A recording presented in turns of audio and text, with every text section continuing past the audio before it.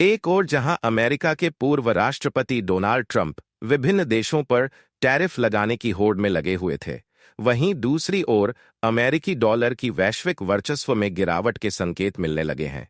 इसी बीच भारत ने अपनी व्यापारिक स्वतंत्रता को बढ़ावा देने के लिए एक महत्वपूर्ण कदम उठाया है।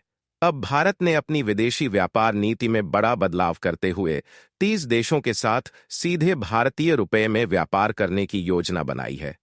भारत ने केवल 24 घंटों के भीतर इस दिशा में दूसरा महत्वपूर्ण निर्णय लिया है।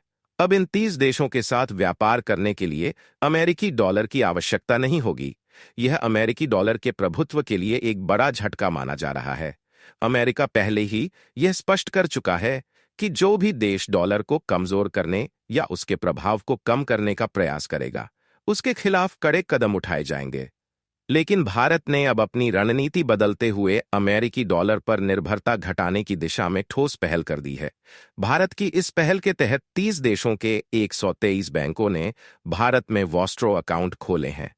यह खाते अंतर्राष्ट्रीय व्यापार को रुपए में करने की सुविधा प्रदान करेंगे। इसका सीधा मतलब यह है कि अब इन देशों के साथ होने वाले व्यापार में भारतीय रुपये का उपयोग किया जाएगा और डॉलर की भूमिका समाप्त हो जाएगी। पहले यदि भारत को रूस से तेल खरीदना होता था, तो रुपए को पहले डॉलर में बदलना पड़ता था और फिर तेल खरीदा जाता था। अब यह बाध्यता समाप्त हो गई है। इसी तरह यदि श्रीलंका को भारत से दवाइयां खरीदनी होती थीं, तो उसे अपनी मुद्रा को पहले डॉलर में बदलना पड़ता था। अब श्रीलंका सीधे रुपये में भुगतान कर सकेगा। भारत ने रूस, UK, Germany, Singapore, Sri Lanka, Bangladesh, Kazakhstan, Oman, Kenya, Israel, Mauritius, Indonesia और न्यूजीलैंड सहित कुल 30 देशों के साथ रुपये में व्यापार की शुरुआत की है। ये वे देश हैं जो या तो भारत से बड़े पैमाने पर सामान खरीदते हैं या भारत उनसे आयात करता है। भारत को अब अधिक मात्रा में डॉलर जमा करने की जरूरत नहीं होगी, जिससे डॉलर की कमी से अर्थव्यवस्था प्रभावित नहीं होगी।